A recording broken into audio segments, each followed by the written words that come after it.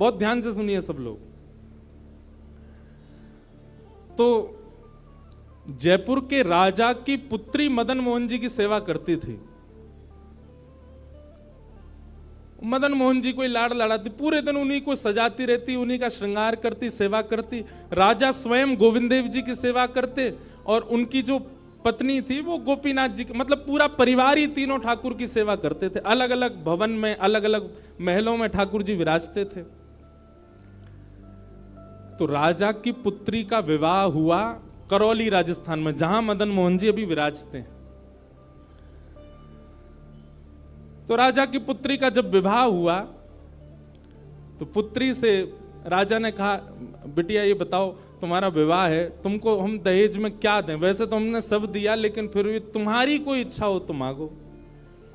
उसने कहा, पिताजी मुझे सबसे ज्यादा प्रेम श्री मदन मोहन जी से है। आप माता जी और पूरा परिवार गोविंद देव जी गोपीनाथ जी की सेवा किया करो। मदन मोहन जी को मैं ले जाऊं अपने साथ, अपने ससुराल में इनकी सेवा करूंगी। बड़ी अच्छी कथा है, ध्यान से सुनना। राजा रोने लगा, अपनी पुत्री के चरणों में सर झुका के बोला, मुझे क्षमा कर दे पुत्री, तू जो मांगेगी सो दूंगा, पर ये मेरे हृदय है, मैं इनको नहीं दे सकता। मैं वृंदावन से मुगलों से बचा करके इनको लेके आया हूं। वैसे तो ठाकुर जी को बचने की कोई आवश्यकता नहीं, ठाकुर जी कृपा करके आए हैं जयपुर में राजा के ऊपर, पर इनको देख करके मेरे प्राण बचते हैं। तू जो मांगेगी सो दे दूंगा। पर मदन मोहन जी बोले, पिताजी गोविंद देव जी गोपीनाथ जी हैं ना आपके पास में, मदन एक ठाकुर जी मुझको दे दो। यहां राजा की जिद हो गई, नहीं दूंगा। पुत्री की जिद हो गई कि मुझे तो चाहिए, नहीं तो मैं विदाई नहीं होंगी। राजा की पत्नी ने भी कहा, अब इतनी कह रही है तो आप दे दीजिए ना, हमारे पास 2 ठाकुर हैं, इनकी सेवा हम करेंगे विस्तार से। और वैसे भी मदन मोहन जी की पूरी सेवा बचपन से उसने ही की है। तो राजा ने एक प्रस्ताव रखा। बोले, अच्छा पुत्री एक काम करते हैं। बोले, क्या? मैं तेरी आंख पे पट्टी बांधूंगा और आंख पे पट्टी बांध करके मदन मोहन जी जैसे 7 स्वरूप तेरे सामने खड़ा करूंगा, जिनमें से 6 स्वरूप जो होंगे वो मैं बनवाऊंगा और 1 स्वरूप वास्तविक मदन मोहन जी होंगे।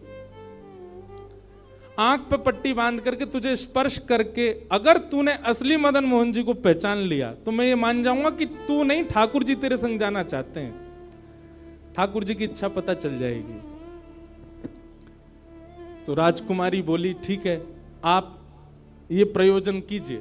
राजा ने महाराज कारीगरों को बुलवाया और मदन मोहन जी के डिट्टो कॉपी 6 स्वरूप बनवाए और 6 स्वरूप बनवा करके मदन मोहन जी सहित 7 स्वरूपों को खड़ा किया। पुत्री के आंख पर पट्टी बांध दी, एक जैसा इत्र, एक जैसी पोशाक, एक जैसा मुकुट, एक जैसा श्रृंगार, सब कुछ बिल्कुल एक जैसा। और कहा, पुत्री अब तू इनमें से जो 7 में से पहचान लेगी, अगर असली तेने पहचान लिए तो मैं तेरे संग भेज दूंगा। उसने हाँ तो बोल दिया, लेकिन वो कांपने लगी, घबराने लगी। जैसे ही उसने नेत्रबंद किए तो कथा ऐसी है कि वो रात्रि में जब सोई, अगले दिन परीक्षण होना था, तो रात्रि में जब सोई तो बहुत रोई और ठाकुर जी से कहने लगी, नाथ मैं आपसे बहुत प्रेम करती हूं, मैं आपके बगैर नहीं रह सकती, पर मेरे पिताजी की बहुत जिद है। अब कहीं मैं आपको नहीं पहचान पाई, मेरे तो प्राण ही निकल जाएंगे, विदा होना तो बहुत दूर की बात है।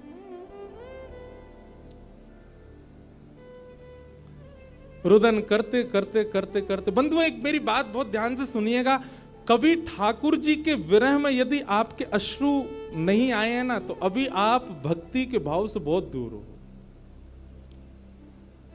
आपको वृंदावन जाना अच्छा लगता है, वृंदावन में घूमना अच्छा लगता है, राधा राधा नाम ध्वनि पर झूमना अच्छा लगता है, कथाएं प्रवचन सत्संग बढ़िया लगते हैं, ये सब एक प्रथम सोपान, प्रथम सीढ़ी है।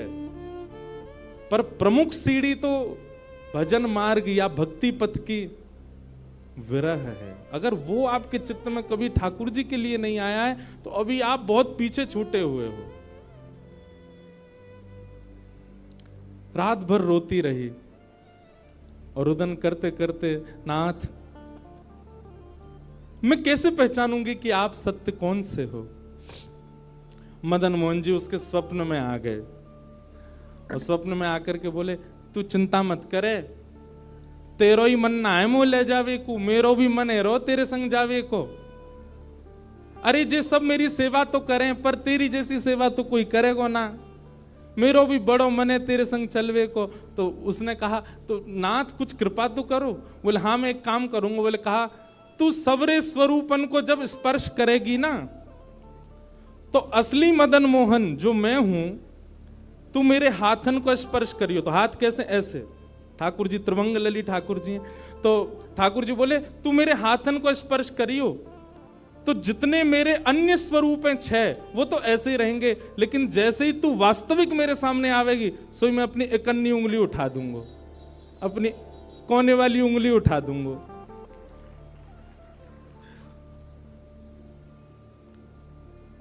ठाकुर जी कितना प्रेम करते हैं अपने भक्त से।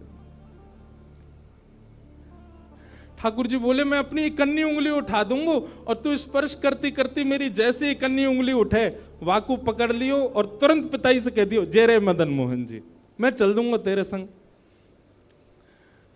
अब तो दूसरे दिन वो पिताजी के पास गए, पिताजी जल्दी करिए, कब चलना है, कब? बोले तुझे तो इतना विश्वास है जैसे तू वास्तविक में मदन मोहन जी को ले ही जाएगी, लेकिन बिटिया तू भी याद रखियो, मैंने ऐसे स्वरूप बनवाए कि कोई बता ही नहीं सकता कि असली मदन मोहन कौन से। बोले पिताजी आप सन्मुख पधराओ। तो महाराज भीड़ लग गई देखने वालों की, पूरा राजभवन इकट्ठा हो गया जयपुर का। 7 स्वरूप विराजमान हुए। पुत्री के आंख पर, अभी विवाह हुआ, उसका विदाई नहीं हुई है, आंख पर पट्टी बांध करके और कहा जाओ, अगर मदन मोहन जी की इच्छा होगी तो तू ढूंढ ले। अब मदन मोहन जी तो पहले ही बता चुके हैं, ऐसे मिलूंगा। जैसे मानो टीचर पहले ही एग्जाम पेपर लीक कर दे, ये क्वेश्चन आने वाले, तैयार कर आना। उसने जाकर के जैसे स्वरूप स्पर्श करने प्रारंभ किए, पहला बोले ये नहीं है, दूसरा स्पर्श किया, ये भी नहीं है। ठाकुर जी खड़े थे 5वीं पंक्ति में, 5वें वाले थे। तीसरे स्पर्श किए, बोले ये भी नहीं है। चौथे किए, बोले ये भी नहीं है। जैसे ही 5वें का स्पर्श किया और मुखमंडल का स्पर्श किया, गले का स्पर्श किया, वक्ष का स्पर्श कर, जैसे ही ठाकुर जी की भुजा पकड़ी, सो ठाकुर जी ने अपनी इकन्नी उंगली हिला दी।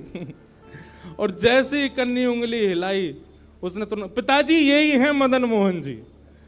आहा, राजा के तो नेत्रों से आंसू गिर गए, चरणों में गिर गए, उठ करके अपनी बिटिया को गले से लगा लिया, कान में बोले बोले मैंने इकन्नी उंगली हिलते हुए देख ली। मुझे ये बात पता चल गई है कि भैया तेरी जिद नहीं है इनको ले जाने की, इनकी भी जिद है तेरे संग जाने की। और महाराज गाजे बाजे रथ में आरूढ़ करके श्री मदन मोहन लाल जी करौली राजस्थान को प्रस्थान किए। बोलो मदन मोहन लाल की। बिहरत निस दिन कुंज गलन में, ब्रज जन मन सुख धाम। मदन मोहन को रूप निरख के, मदन मोहन को रूप निरख, सनातन बल बल जाए। वृंदावन प्यारो वृंदावन, श्री वृंदावन मेरो। ये भैया ऐसे ही भजन नहीं बना है, ये ऐसे ही आपके झूमने के लिए कीर्तन नहीं, ये पूरा वृंदावन समाविष्ट करवा दिया हमारे गिरधर लाल जी ने एक ही पद में। पूरा वृंदावन विराज रहा है। ठाकुर जी जड़ नहीं है। दूसरा स्वरूप क्या है ठाकुर जी का? चैतन्य। कौन है ठाकुर जी? चैतन्य। कई लोग पूछते हैं महाराज जी सेवा का कोई प्रकल्प बताओ, सेवा का कोई भाव बताओ, सेवा कैसे करनी चाहिए, सेवा में क्या होना चाहिए, क्या नहीं होना चाहिए। हमारी एक बात सब लोग सुन लीजिए, यहां लगभग सब सेवा वाले ही बैठे हैं। आप ठाकुर जी के प्रति चैतन्य भाव अपने हृदय में प्रगाढ़ कर लो। चैतन्य भाव प्रगाढ़ मतलब ये कोई पाषाण नहीं है, ये कोई प्रतिमा नहीं है, ये कोई धातु नहीं है। साक्षात वृंदावन चंद मेरे घर पे विराज रहे हैं। ये विश्वास आप अपने चित्त में प्रगाढ़ कर लीजिए। बस आपके जिस दिन ये विश्वास प्रगाढ़ हो गया, अपने आप आपको सेवा सीखनी, किसी से पूछनी नहीं, अपने आप करने लग जाओगे। अरे मां को नहीं बताना पड़ता पुत्र की सेवा कैसे होती है, पत्नी को नहीं सिखाना पड़ता पति को कैसे पूछना है। सारे संबंध हम अपने आप सीख लेते हैं। तो ठाकुर जी से जो हमारा प्रेम भाव है, उसके लिए हमको पूछना क्यों पड़ता है कि कैसे करें, भोग कैसे लगाएं, सुलाएं कैसे, ये कैसे करें।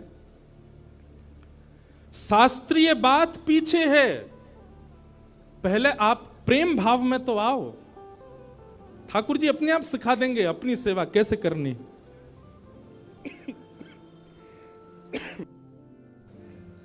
प्रेम भाव, उनके प्रति पाषाण की बुद्धि मत रखो, चैतन्य भाव रखो। जैसे आपके चित्त में चैतन्य भाव आया कि ये तो चलते फिरते उठते बैठते सब करते हैं, केवल मेरे सामने ऐसे खड़े हो जाते हैं मूर्तिमंत होकर के, मानो ये ठाकुर जी मुझसे कह रहे हैं कि तू अपनो इतना प्रेम मुझ को प्रदान कर कि मैं चलन लगूं, मैं फिरन लगूं। सब लोग एक बात याद रखिएगा, जिसके भी घर में ठाकुर जी की सेवा है, ठाकुर जी हमको चैलेंज करते हैं, अगर तो में सामर्थ्य हो तो अपनी भक्ति से, अपने भाव से, अपने समस्त प्रयासों से तू मुझे चलवा के दिखा दे, तू मुझे बुलवा के दिखा दे।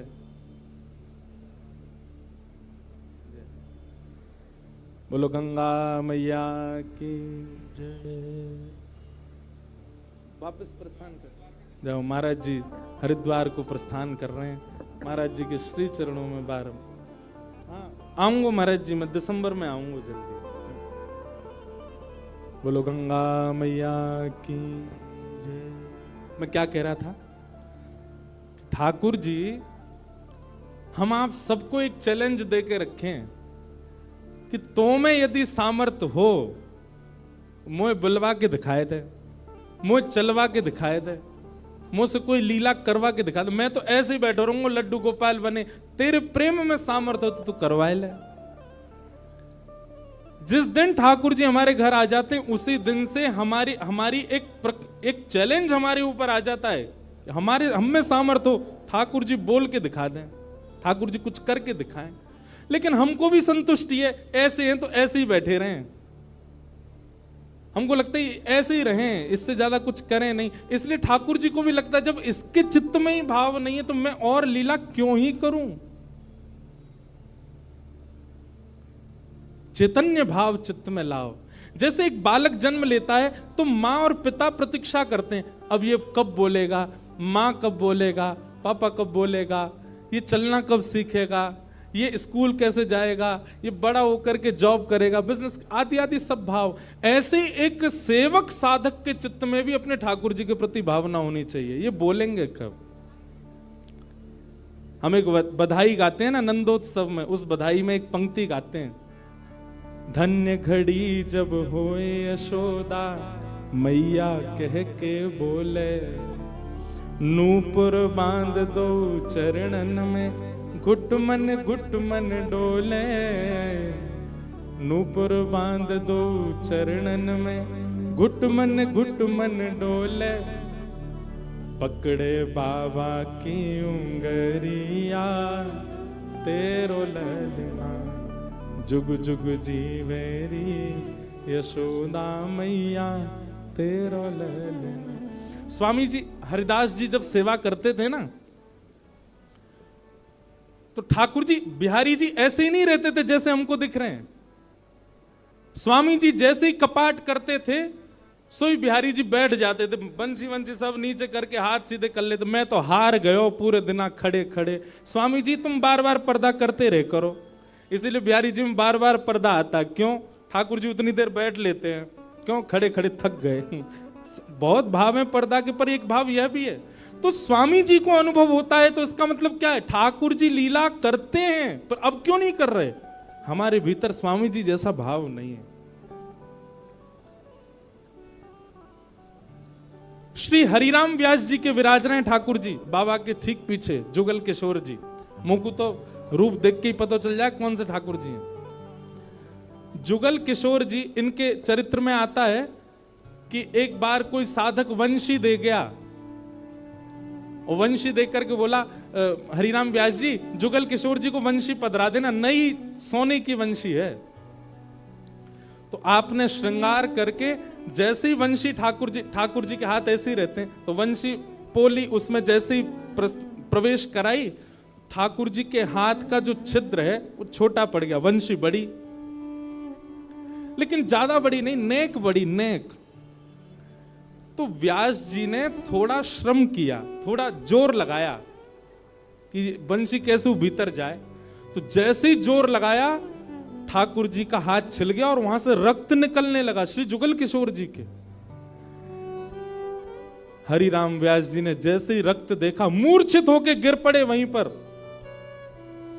और जब होश में आए तो अपने पुत्र को सेवा दे दी और कहा मैंने ठाकुर जी को श्रमित कराया है, अब मैं अपने आप को दंड दूंगा। तो क्या दंड दिया? सूर्य उदय से सूर्यास्त तक वृंदावन की परिक्रमा ही लगाते रहते थे, ये दंड दिया उन्होंने खुद को। पहला दिन था दंड का। एक बात सुनिएगा, इन आचार्यों के चरित्र से ना कुछ कुछ सीखा कीजिए। आपकी सेवा में आपसे कोई अपराध बनता है, आपसे कोई गलती हो जाती है, आपसे कोई दोष बन जाता है, तो उसके लिए आप जाकर के पूछते हैं हमसे अपराध हो गया, हम क्या करें? पूछिए मत, स्वयं को अपने आप ही दंड उत्सव मना लीजिए। और दंड उत्सव क्या है? तुरंत वृंदावन जाओ, एक परिक्रमा लगाओ, किसी वैष्णव को प्रसाद पवाओ, ब्रजवासी को कुछ दे करके उनको प्रसन्न करके आओ। यही दंड है वैष्णव अपराध का, भगवत अपराध का। तो श्री हरिराम व्यास जी वृंदावन में भ्रमण करते रहे, परिक्रमा लगाते रहे। परिक्रमा करके रात्रि में जैसे ही लौट करके आए, बहुत सावधानी से सुनो, तो शयन का दर्शन करने जब गए तो शयन के दर्शन में आपने क्या देखा कि जुगल किशोर जी ने स्वर्ण की वंशी धारण कर रखी, वही वंशी जो सुबह वो पधराना चाह रहे थे। उन्होंने अपने पुत्र को बुलाया, पुत्र को बुला के बोले ये वंशी सुबह ठाकुर जी के हाथ में नहीं आ रही थी, अभी कैसे धारण हो गई? बोले पता नहीं पिताजी, आप तो चले गए थे, मैंने वंशी उठा करके धारण कराई, ठाकुर जी ने धारण कर ली। हरिराम व्यास जी ने जैसे ही वंशी निकाल करके देखी तो क्या पाया? ठाकुर जी ने अपना हाथ ही बड़ा कर लिया वंशी धारण करने के लिए, उनके लिए। अब ताली से काम नहीं चले, हमारे ठाकुर जी करते हैं ऐसे? क्यों नहीं करते? और हम संतुष्ट क्यों हो जाते हैं? जैसी सेवा है उससे हमको प्रसन्नता क्यों हो जाती है? नहीं। ये इस बात का प्रमाण है कि कहीं ना कहीं हमारी भक्ति में, हमारे भाव में, हमारे प्रेम में अभी वो स्तर नहीं आया कि ठाकुर जी उसको स्वीकार कर लें। इसलिए भैया सबसे पहली बात भक्ति में, सेवा में सबसे पहला प्रकार, ठाकुर जी को आप चैतन्य मानो। वो जड़ नहीं है, वो पीतल के नहीं है, वो अष्टधातु के नहीं है, वो मार्बल के नहीं है, वो साक्षात ठाकुर जी हैं, वो साक्षात चैतन्य है। उनके प्रति चैतन्य बुद्धि आपने धारण कर ली, अपने आप ठाकुर जी अपने आप लीलाएं कराना प्रारंभ कर देंगे। मुझको राधा रमण कर दो ऐसा, मुझको राधा, नित्य की प्रार्थना होनी चाहिए ठाकुर जी से। रटू में तेरा नाम यूं आठों याम, रटू में तेरा यूं आठों याम, रटू में तेरा नाम यूं आठों याम,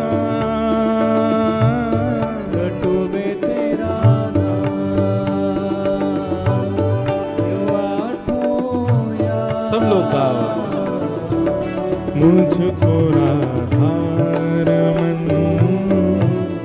कर दो ऐसा मगन, मुझको राधारमण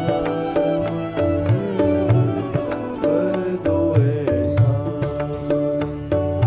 हो करुणा निधान मुझ पे कृपा कर रीजिए, करुणा निधान मुझ पे कृपा कर लीजिए, करुणा निधान मुझ पे कृपा कर लीजिए, करुणा निधान मुझ पे कृपा कर लीजिए।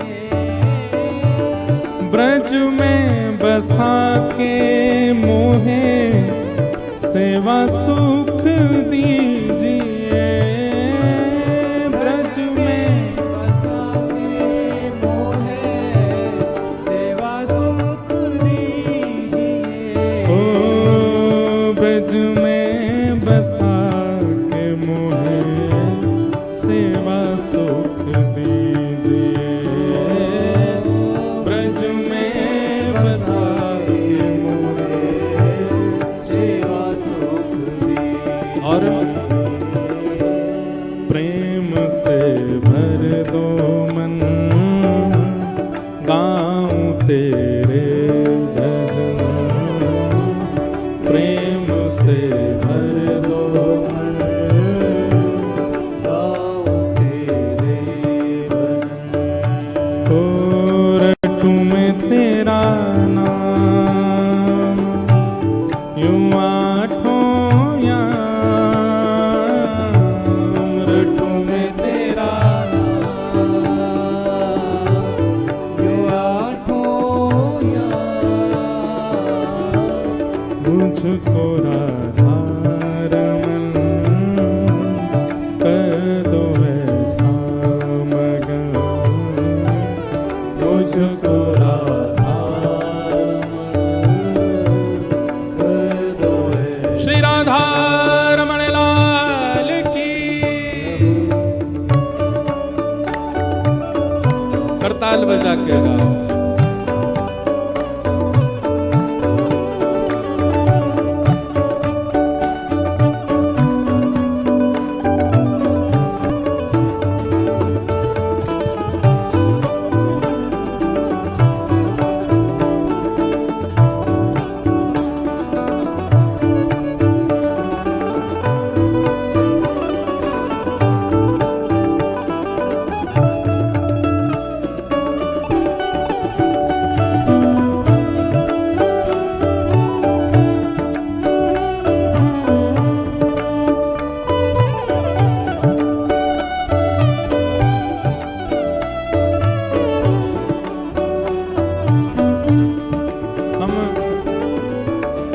पर चर्चा कर रहे हैं कि ठाकुर जी को चैतन्य मानो, वे पाषाण नहीं है, वे पाषाण तो हमारे लिए बन करके खड़े हैं कि तू अपने प्रेम से मुझे चैतन्य बना। वो चैतन्य ही हैं और उसी भाव की पूर्ति इस पद के दूसरे भाव में, दूसरे अंतरे में होती है। भाव से गाओ सब लोग। भाव भरे भूषणों से आपको सजाऊं मैं, भाव भरे भूषणों से आपको सजाऊं मैं, भाव भरे भूषणों से आपको सजाऊं मैं, भाव भरे भूषणों से आपको सजाऊं मैं। और नित नव भोज निज हाथों से पवाऊं मैं, नित नव भोज निज हाथों से पवाऊं मैं। ओ नित नव भोज निज से पवाऊं मैं, इतना बोझ दीजिए हाथों से पवाऊं। भैया हम सबके लाल जी पूरे दिन खड़े रहे और कोई के लड्डू गोपाल हैं तो पूरे दिन बैठे रहे, उनके पामन में दर्द ना हो तो ऐसी भावना हमारे चित्त में नहीं आती कभी। नित्य की सेवा में एक काम किया कीजिए, रोज रात्रि अपने ठाकुर जी के चरण जरूर दबाया कीजिए। सिंथेटिक नहीं पर असली वाला इत्र मंगाइए, थोड़ा महंगा आएगा, मंगवाओ ठाकुर जी की सेवा के लिए, और चरणों में इत्र लगा करके और फिर बड़े धीमे धीमे उंगलियों से। अच्छा एक बात और है, हमारे पुष्टि मार्ग के आचार्य कहते हैं ठाकुर जी की सेवा में अंगूठा का प्रयोग नहीं होना चाहिए। क्यों? कहीं भी जोर लगाना होता है हम अंगूठा का ही प्रयोग करते हैं।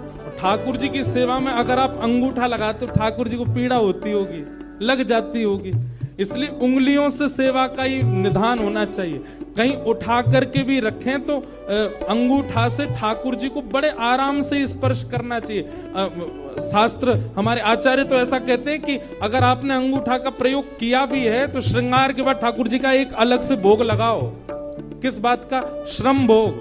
ठाकुर जी आपको दर्द हो गया होगा, हमने अंगूठा से दबाया आपको, इसलिए मंदिरों में श्रम भोग आता है। बेचारो बहुत हमारो ठाकुर वृंदावन को बड़ो हल्को सो, नेक में हार जाए, नेक जोर से सर दबाए दो, हाथ दबाए दो, पांव दबाए, थक जाए इतने में तो श्रम भोग लाओ। नित्य रात्रि में ठाकुर जी को शयन से पहले चरणों में इत्र जरूर सेवा किया करो। श्रृंगार कोई कर जाए, भोग कोई बनावे, पर रात्रि शयन तो सेवक को स्वयं कराने चाहिए। दाबु तुमरे चरण करो जब तुम शयन, दाबु तुमरे चरण करो जब तुम स्वयं, ओ दाबु तुमरे चरण करो जब तुम शयन, दाबु तुमरे चरण करो जब तुम स्वयं। ओ रटू में तेरा नाम यूं आठों याम, रटू में तेरा नाम आठों याम, रटू में तेरा नाम यूं आठों याम, रटू में तेरा नाम भाव से मुझको राधा कर दो ऐसा, मुझको राधा कर दो ऐसा, ओ मुझको राधा कर दो ऐसा, मुझको राधा कर दो ऐसा। ओ